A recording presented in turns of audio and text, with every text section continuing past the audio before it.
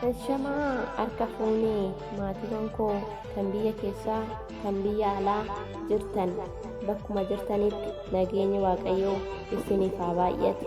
Maatiiwwan Daraartuu Tube akkasumas warri maatii naaf hin ta'in maatii naa ta'aa natti dabalamaa kutaaf amantaadhaan waliin qoonna.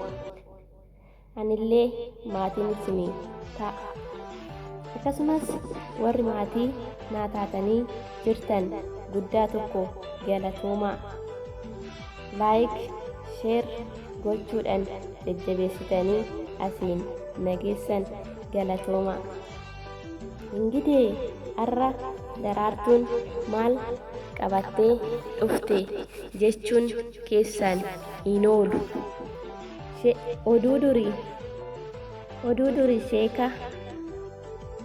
Oduu durii sheekoo Oromoo jedha.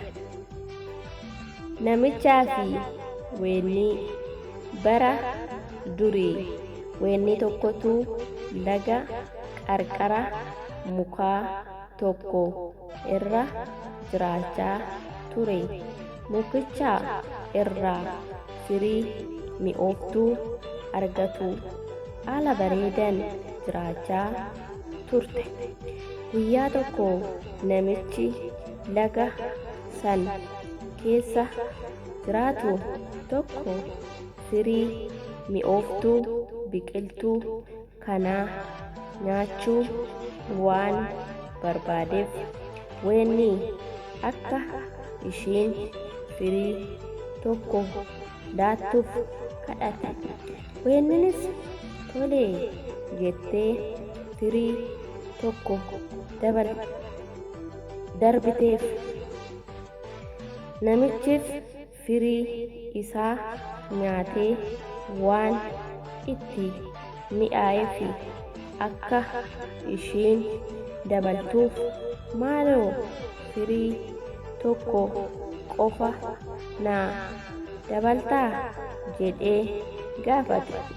Eeyyinis tolee jettee ammas dabalteef.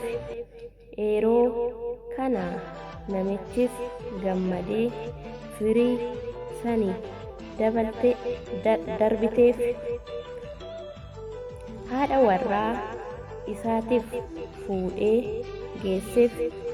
Haati warraa isaas firii sana nyaattee waan itti mi'aayeef firii kana eessaa fiddee maaloo nageessi jettee abbaa warraa ishii gaafatte. Namichis haa ta'u jedhee bakka weenniin jirtu waliin dhaqan.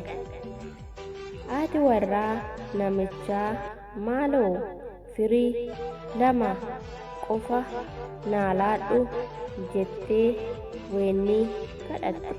Weenninis firii 2 darbatteefi haati warraa namichaas guddaa galateeffatan. Nutis laaqana si affeeruu feenaa jetteeni. Weenninis yeroo kana ani muka irra qofa jiraachuun danda'a. Bishaan keessa deemuu hin danda'u akka keessan jetteen. Haati warraa namichaas rakkoo hin qabu, nuti si baannee si geessinaa, homaa hin taatu, hin sodaatin jetteen. Waliin gara mana isaanitti deeman. Otoo waliin deemanuu amma sa'aatii laaqana keenya nyaannu dha jedheen.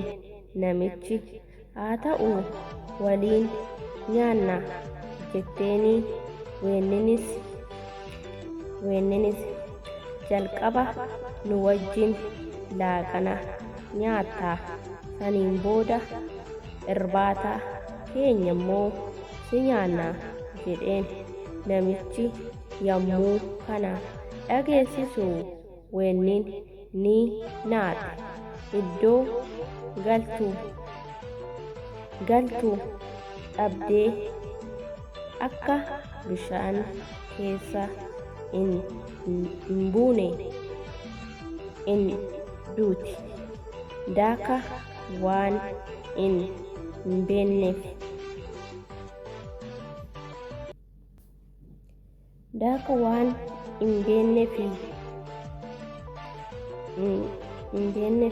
kanaaf carraan ishii qabdu isaan kadhattee of oolchuu qofa akka ta'e beekte. Ana miti firii mi'ooftuu sani kan isiniif laate maaliif na nyaattu jettee kadhaa jalqabde.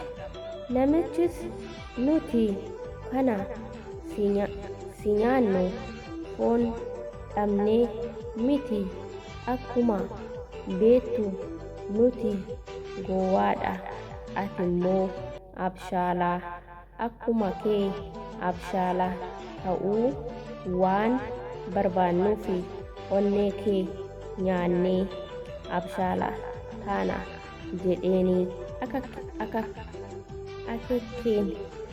keen yeroo kana weennin tolee abshaalaa akka koo yoo ta'uu feetanii haa ta'u garuu amma onnee koo hin qabanne mukarratti dhiiseen dhufe waliin deemnee aafinnu jettee namichis onnee kee muka irra keessaa jedhee gaafate. Eeyyinis onnee koo mukarran kaa jetteen. Namichis yommuu kana dhaga'u dhugaa se'ee waliin haa deemnu jedheen waliin deeman. Yeroo iddoo mukaa ga'anii weennin daftee gara mukaatti utaalte itti kolfuu jalqabde. Isaan gowwoota akkamiidha yoomii kaasee weennin onnee malee jiraatti jettanii yaadduu jedha. Koottaa muka irra yaabbadhaa onnee koo fudhadhaa jettee kolfa ishii itti fuute jedhama. Asumatti xumurama oduun durii. Waan na dhaggeeffattaniif guddaa tokko galatoomaa. Kutaa lammaffaan itti fufa. Akkasumas hedduu tokko galatoomaa maatiiwwan koo. Yoo isinitti tole laayik sheer gochuu hin dagatinaa. Sababni isaas ergaa of keessaa qaba irraa baradhaa. Oduu dur dhugaa hedduu tokko namatti tolaa irraa baradhaadha. Ergaa of keessaa qaba jechuudha. Isinitti tole laayik sheer gochuu hin dagatinaadha.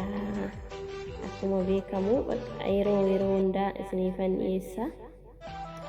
Irraa baradhaadha isiniin jedha. Baay'ee isin jaaladha.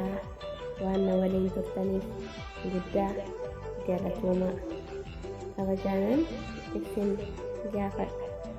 Turtii gaarii amma viidiyoo biraan walitti deebinutti nagaan naa turaa. Hedduun isin jaaladha. Baay'een isin kabajaa. Hunduma keessan nagaan naa turaa. Laayik sheer gochuu hin dagatinaa. Baay baay. Turtii gaarii.